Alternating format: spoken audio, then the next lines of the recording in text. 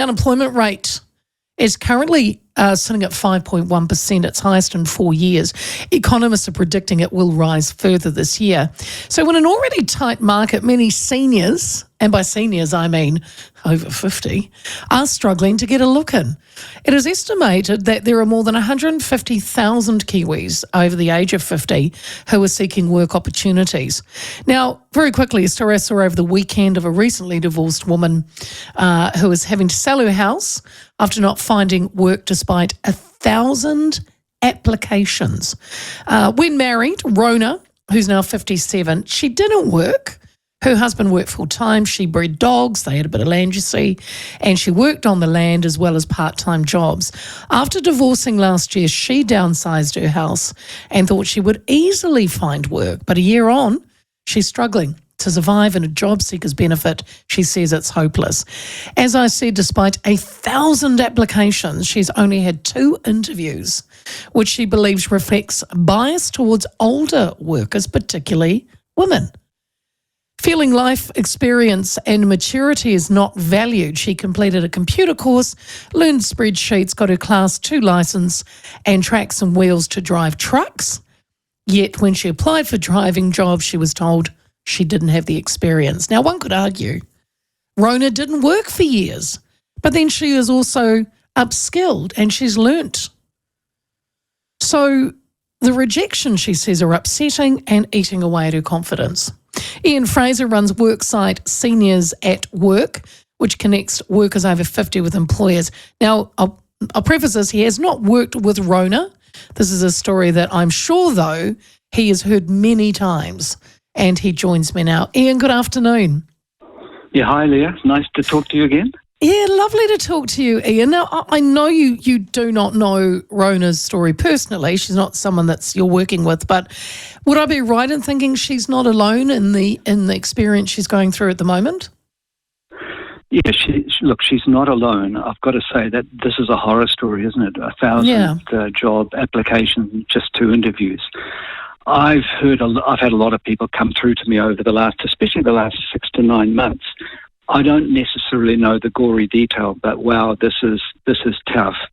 And it is, and let's be honest, it is hard. It's really hard for older people to find work these days, especially, as you said, the unemployment rate is high, challenging economic times, and I don't think Donald Trump helps at all. So, it's a tough mix at the moment. There's no 2 ways about it. You've got more than, is it right, 7,000 people on your books in their 60s, 70s, and indeed even in their 80s wanting to work. Is the majority because, Ian, they have to work or they love it, they just want to? Yeah, that's a very good question. I think especially now, most have to work.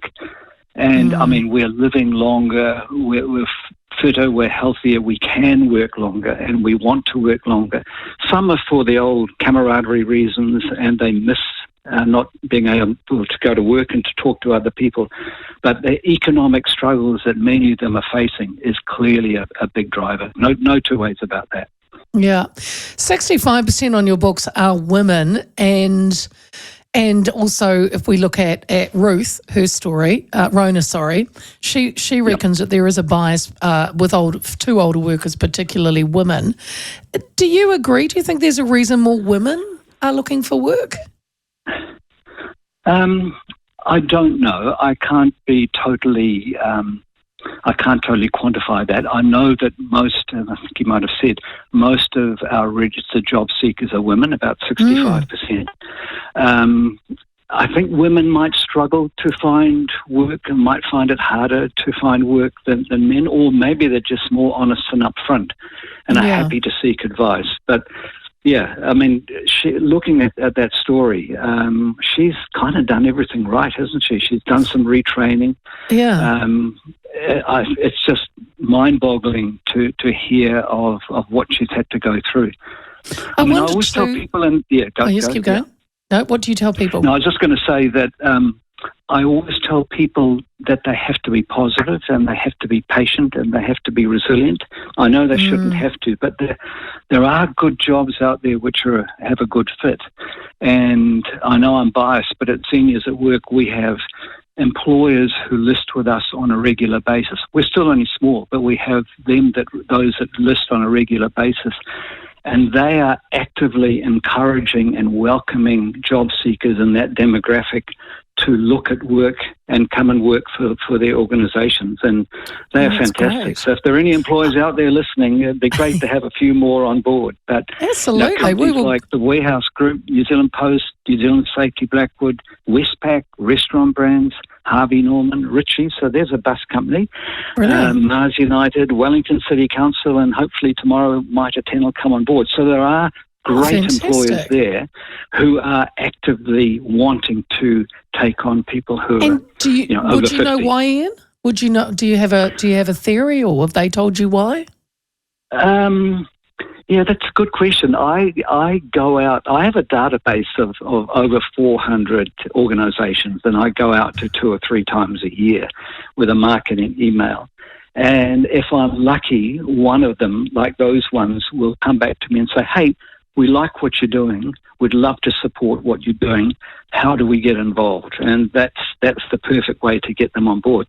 But, equally, I get zillions who, don't come back and aren't interested.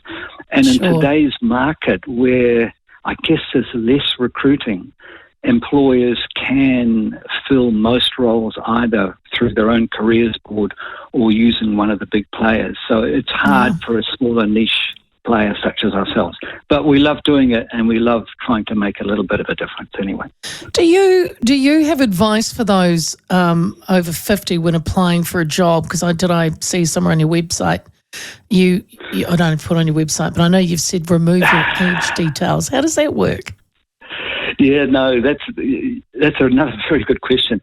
I mean, I think job seekers need to give them, in this age bracket, they need to give themselves the best possible chance of finding work.